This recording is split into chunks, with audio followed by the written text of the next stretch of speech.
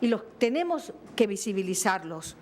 El origen étnico, el origen racial, las mujeres, la discriminación contra las mujeres, un hecho tan evidente, impalpable en el trato, por ejemplo, laboral, en las oportunidades, en la representación de las mujeres en los espacios públicos. ¿Hay igualdad entre hombres y mujeres en los espacios públicos, en la representación en las diferentes instituciones del Estado? Tenemos las personas viviendo con VIH, SIDA, entre otras. Este espacio de la conferencia de Durban permitió identificar el papel de los estados y los órganos de gobierno en cuanto a las medidas y acciones que se deben emprender, la valorización de la educación, la democracia, la aplicación de la ley, de la administración de justicia, así como la importancia del tratamiento de la información desagregada. Preocupa mucho la falta de datos desagregados. En la mayoría de los países, cuando se presentan los informes ante los diferentes comités, se dan números cerrados y no se presenta información desagregada. ¿Cuál es la representación de los afrodescendientes, de los pueblos indígenas, de las mujeres, de los niños, de las niñas? La declaración y el plan de acción de Durban contienen compromisos asumidos por los estados, los que deberán expresarse de manera concreta e implementarse. En el año 2009, en abril, se realizó la conferencia del examen de Durban, llevada al estudio de los progresos hechos, se evaluó la aplicación de la declaración y el programa de acción, y en ella participaron, por supuesto, organizaciones gubernamentales, no gubernamentales y amplios sectores de la sociedad civil. ¿Qué vemos? ¿Hay avances? Sí. En muchos países se han elaborado planes nacionales de acción contra la discriminación, se ha tipificado la discriminación como delito, se han emprendido acciones concretas de prevención y de sanción, pero lamentablemente tenemos que seguir diciendo que la discriminación en los países todavía persiste. A partir de la declaración y el programa de acción de Durban, los países se comprometieron a implementar planes nacionales. ¿Cuántos planes nacionales tenemos en la región contra la discriminación? Solamente tenemos 3 planes nacionales en la región contra la discriminación racial. Por lo tanto, también los estados en los diferentes espacios deben rendir cuentas sobre las medidas legislativas adoptadas por los estados para eliminar la discriminación. En el próximo examen que deberá pasar Panamá, tanto en el examen periódico universal como en la consideración de los diferentes informes ante los comités, debe dar cuenta de si sancionó o no sancionó una ley que tipifica la discriminación racial como tal. Y más adelante verán ustedes cuáles son los compromisos que asumió el Estado panameño frente al Consejo de Derechos Humanos, pero cuáles han sido las preocupaciones expresadas también por el Comité de Eliminación de Discriminación Racial hacia Panamá.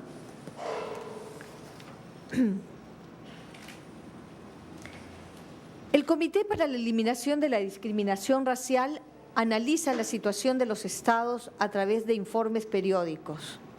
Estos informes periódicos se presentan dependiendo cada 4 años y deben proporcionarle al comité de expertos, son 18 expertos que analizan la situación de los estados, cuál es la situación del estado de cumplimiento de esas obligaciones adquiridas a partir de la ratificación de la Convención sobre las formas de eliminación de discriminación racial. Pero el comité también puede recibir quejas a partir de ratificar el artículo 14 de la Convención, que son quejas individuales, pero también tiene la obligación y la responsabilidad de poder formular alertas tempranas y medidas urgentes cuando ve que en un país ocurren situaciones manifiestas y sistemáticas de graves violaciones de derechos humanos vinculadas a la discriminación en todas sus expresiones. En el caso de Panamá,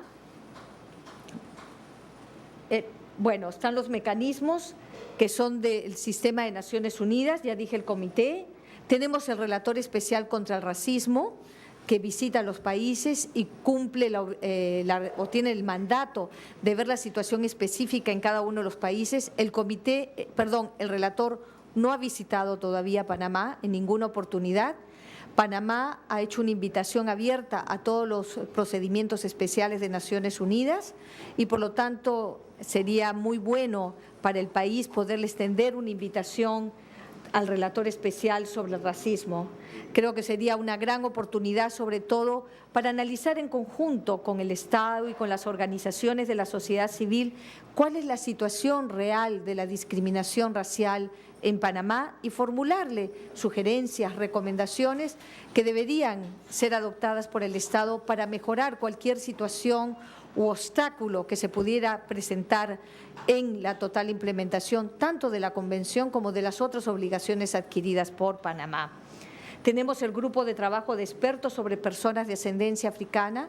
Este grupo surge como compromiso posterior a la Conferencia Mundial contra el Racismo de Durban del 2001.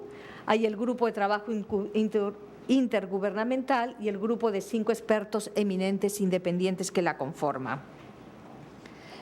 El relator especial sobre el racismo, que puede hacer cartas de alegación y llamamientos urgentes cuando una persona o grupo de personas consideran que se cometen actos de discriminación o trato desigual, y por lo tanto el relator podría enviar cartas confidenciales al Estado solicitando información sobre cada una de estas situaciones.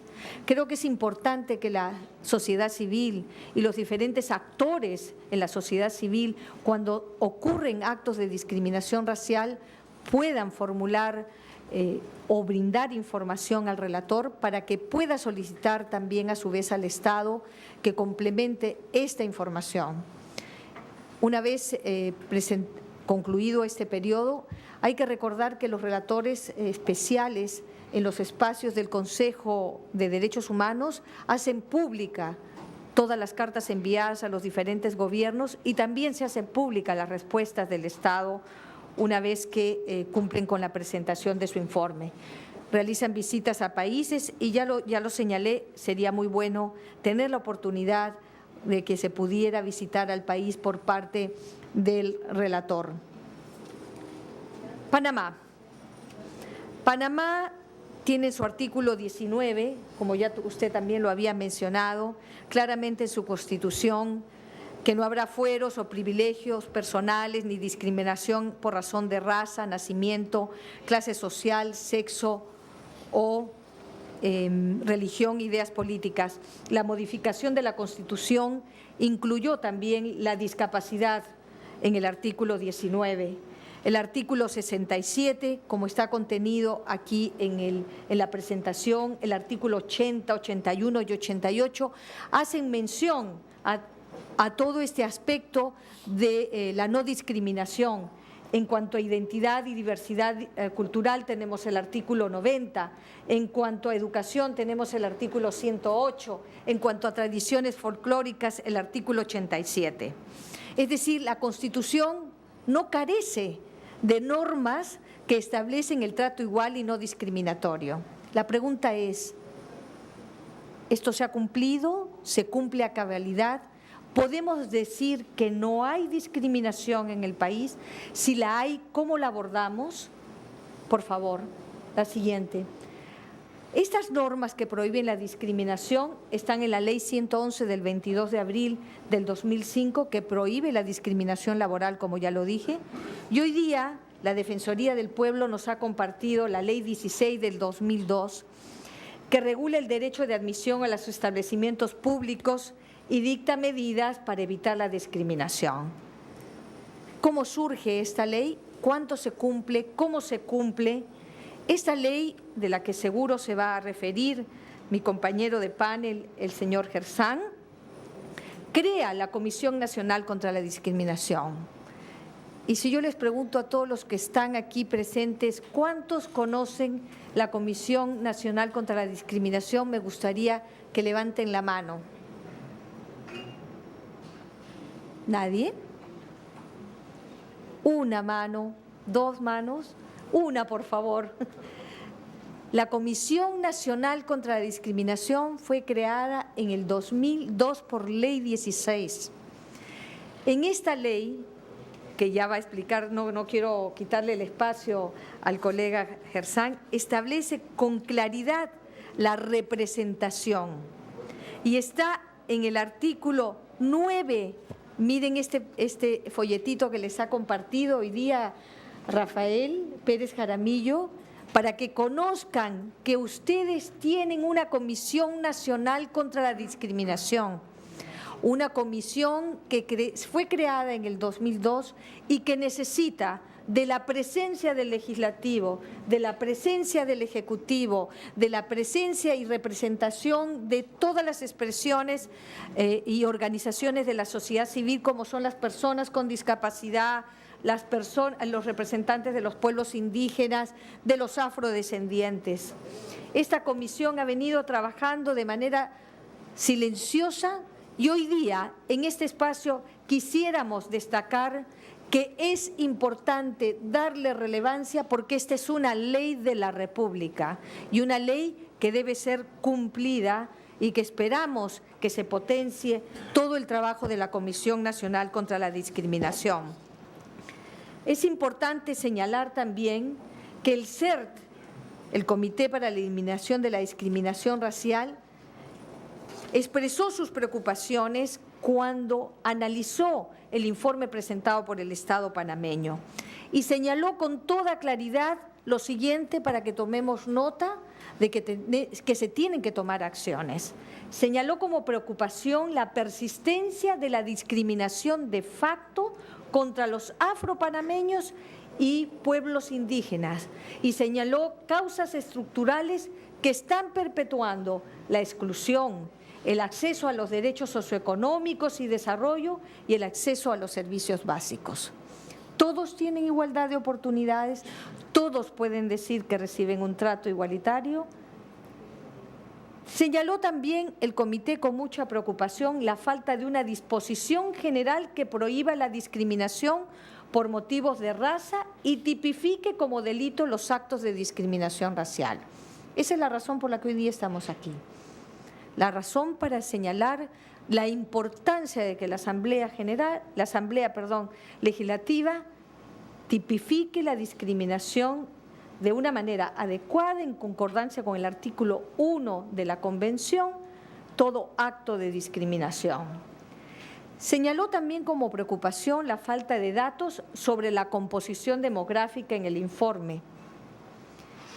El 2010 se llevó a cabo un censo en Panamá y el censo arrojó 10% de la población como población afropanameña. Ha habido, para todos conocidos, que ha habido dificultades en el levantamiento de la información y que no necesariamente estos datos revelarían esta composición demográfica de la población. Es muy importante para el comité poder tener con claridad cuál es la representatividad de la población afrodescendiente, afropanameña, la población indígena en Panamá. También señaló como preocupación la existencia de comunidades indígenas a quienes no se les ha reconocido la comarca como un elemento fundamental, el escaso acceso a los servicios básicos, la falta de políticas públicas como un elemento fundamental y sobre todo señaló la eliminación de la pobreza, porque la pobreza es una forma de discriminación. La discriminación tiene como resultado la pobreza y la pobreza es una expresión de discriminación.